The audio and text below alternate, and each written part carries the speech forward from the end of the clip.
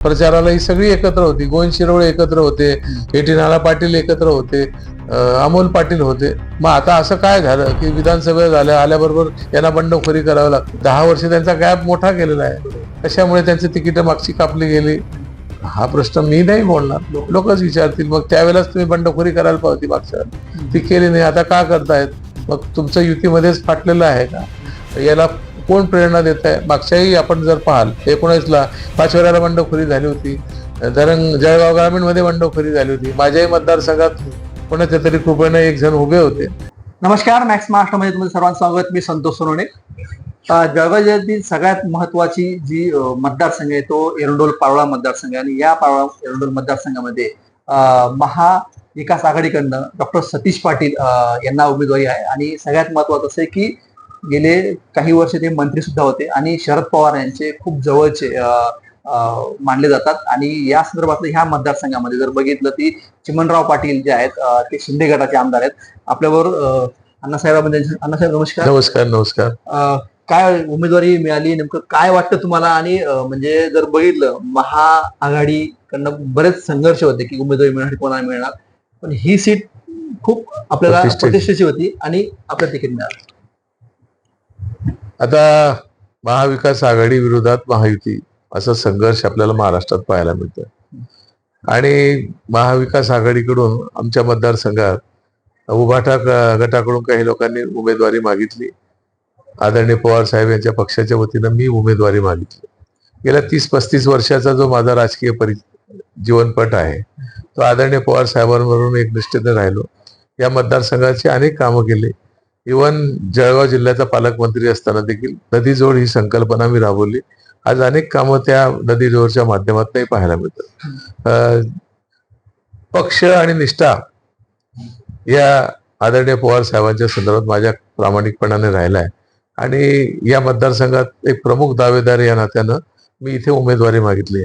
गेल्या 6 विधानसभा झाल्या, त्याच्यात मी आणि चिमणराव पाटील आम्ही एकमेकाच्या विरोधातच लढलो. 95 पासून आज 19 पर्यंत आमच्याच निवडणुका झाल्या.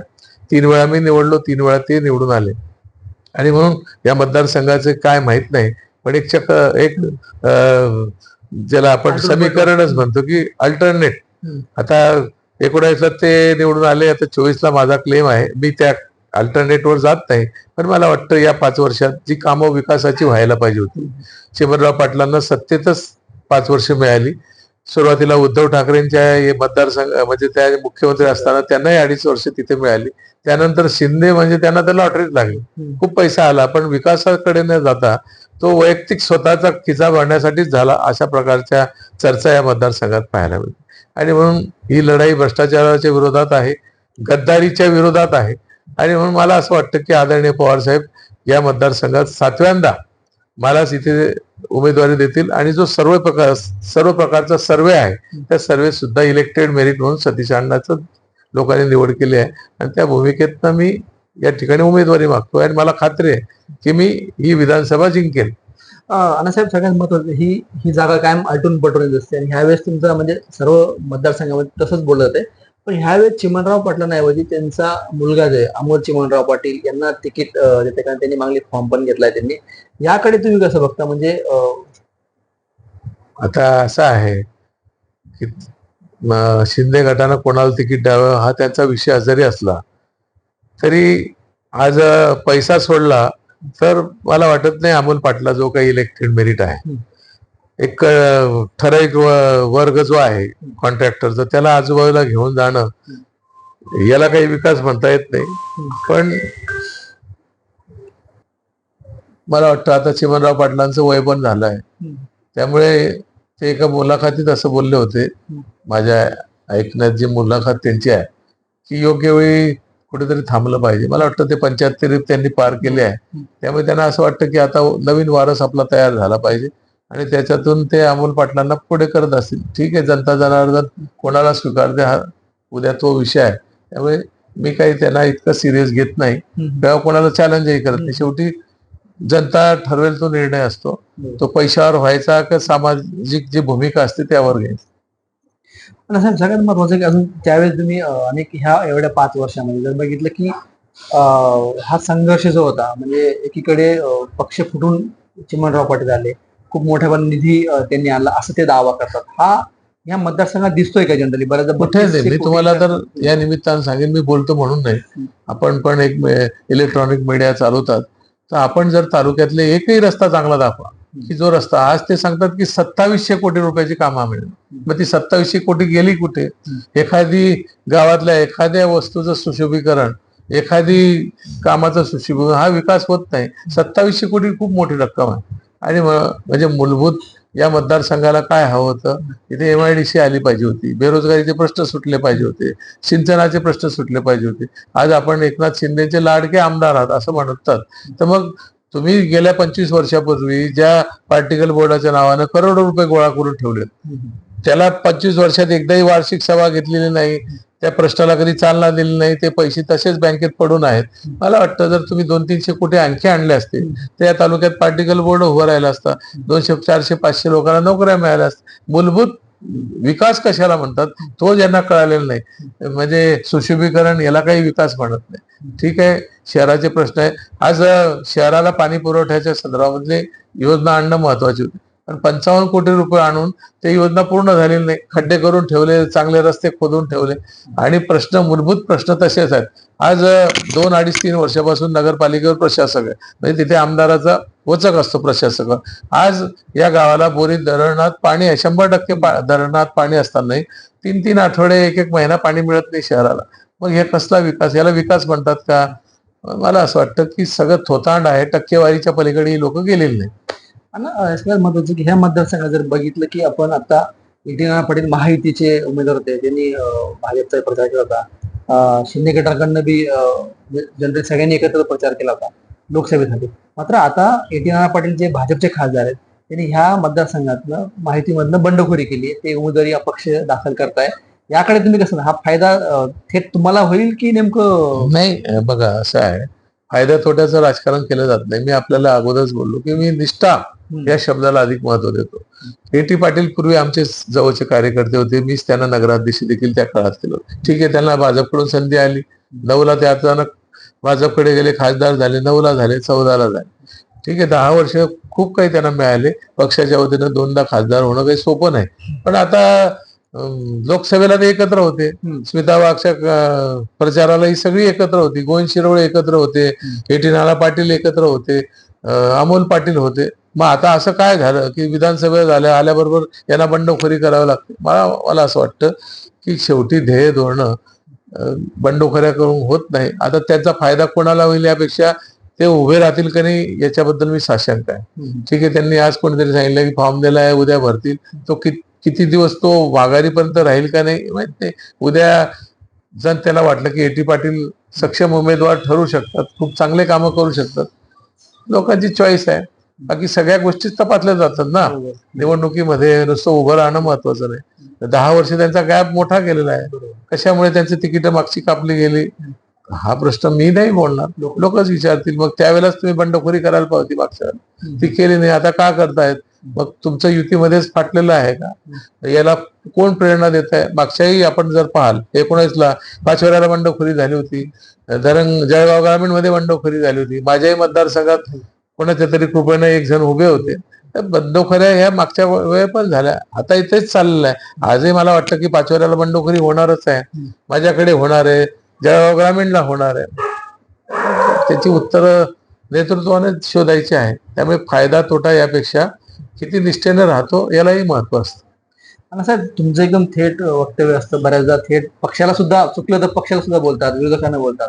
बऱ्याचदा सूर्यकांत जैन असेल, एकनाथ खडसे नाही बोलतात किंवा गिरीश महाजन बोलतात. नेमकं यावेळेस तुमचं नुकसान होत नाही का? मागच्या वेळी असंच झालं होतं, थोड्या फरकाने तुम्ही असं आहे, खरं आहे. माझं काही सुरेश दादा, एकनाथ खडसे, गिरीश महाजन, गुलाबराव पाटील, अनिल पाटील यांच्याशी काही वैयक्तिक दुश्मनी नाही. मी पक्षाच्या संदर्भात नेहमीच भांडतो. असं आहे की या सगळ्यांनी ज्या भूमिका घेतल्या त्या वेगळ्या प्रकारच्या घेतल्या. कधी कधी सतीश पाटलांना वैयक्तिक संपवण्याचाही प्रयत्न काही लोकांनी केला. त्यामुळे साहजिक आहे की मी जे काम करतो, माझ्यावर जिल्हा अध्यक्ष म्हणून जबाबदारी पवार साहेबांनी टाकली होती 14 ते 19च्या काळात. मग मी पक्षाची भूमिका वठवत असताना कोणाचा चुकला असेल, कोण मंत्री चुकला असेल तर मग का चुकलेले आहेत, का काम होत नाही हे बोलण्याची जिद्द आपण बोलतो. आजही आपण पाहाल की आज या जिल्ह्याला 3 मंत्री आहेत, पण अतिवृष्टीने इतकं नुकसान झालेलं आहे, प्रचंड नुकसान झालं. केळीचा विमा मिळालेला नाही. मागच्या काळामधल्या अनेक समस्या या मतदारसंघात नाही जिल्ह्यात होत्या. आता 3-3 मंत्री असताना देखील जर लोकांचे प्रश्न सुटत नसतील तर मग विरोधक म्हणून आम्ही तर आवाज उठवणारच, रस्त्यावर येणार आहोत. मला असं वाटतं की एकदा खुर्ची मिळाली ती स्वतःच्या स्वार्थासाठी नसावी, जनकल्याण झालं पाहिजे. आज आपण पाहतो मागच्या पावसानं शेतकरी उद्ध्वस्त झालेला आहे. आज कापूस फुटला आहे, पण मागच्या पावसानं तो जमीनदोस्त झालेला आहे. आणि मग या प्रश्नाचे उत्तर कोण देणार? आता ते सांगतील की आचारसंहिता लागली, आम्हाला काही करता येते. मला असं वाटतं आचारसंहिता लागली तरी जी यंत्रणा जिल्हाधिकाऱ्यांच्या माध्यमातून राबवायची असते ती पालकमंत्र्यांनी राबवली पाहिजे. गिरीश महाजन वरिष्ठ मंत्री आहेत ते भाजपचे, त्यांनी केली पाहिजे. आमच्या अनिल पाटीलांकडे तर मदत पुनर्वसन खाते आहे. आज सगळ्या जिल्ह्यात सगळ्यात जास्त नुकसान अतिवृष्टीने कुठे झालं असेल तर ते अंबाडा तालुक्यात झालं. पण मग आपण साधे पंचनाम्याचे आदेश देऊ शकत नाही, पंचनामे करत नाही, तर शेतकऱ्यांना आपल्याला काय, आपल्याकडून काय हवंय त्याची उत्तरं त्यांनी शोधायची आहे. असंही बोललं जातं की पूर्ण जळगाव जिल्ह्यामध्ये की सतीश पाटील जर निवडून गेले आणि महाविकास आघाडी झाले तर आपण पालकमंत्री असणार, म्हणजे गेल्यावर तुमचा अनुभव सगळ्यात सिनियर तुम्ही आहात राष्ट्रवादीमध्ये. आता राष्ट्रवादीमध्ये मी सिनियर आहे, यापेक्षा 95-96 पासून मी विधानसभेचं नेतृत्व करतोय. पवार साहेबांच्या आदेशानंच मागच्या काळात 2008 ते 9 मी पालकमंत्री झालो. मला फक्त 11 महिने मिळाले, पण पालकमंत्री पद काय असतं मी या साऱ्या जिल्ह्याला, महाराष्ट्राला दाखवतो. मला वाटतं पहिल्यांदा महाराष्ट्रात जळगाव जिल्ह्यात डीपीडीसीच्या माध्यमातून नदी जोडचं हेडच सतीश अण्णांनी निर्माण केलं आणि या 11 महिन्यात जिथे जिथे गिरण्याचं वाया जाणारं पाणी ते पूर्ण जिल्ह्यात मी फिरवलं.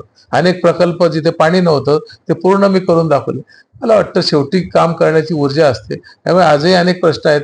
आज आपण पाहतो की नारपारचं पाणी जर आपल्याकडे आणलं तर मला वाटतं जळगाव जिल्ह्यातल्या अनेक धरणं आपल्याला पुढच्या काळात भरता येईल. आणि म्हणून आज आपल्या माहितीसाठी सांगेल की यांनी घाईघाईमध्ये राज्यपालांची मंजुरी घेतली, 7,000 कोटीला मान्यता दिली, पण पुढे काय झालं काहीच माहित नाही. निवडणुकीच्या तोंडावर हे खेळलेले जर खेळ असतील तर लोक यांना माफ करणार.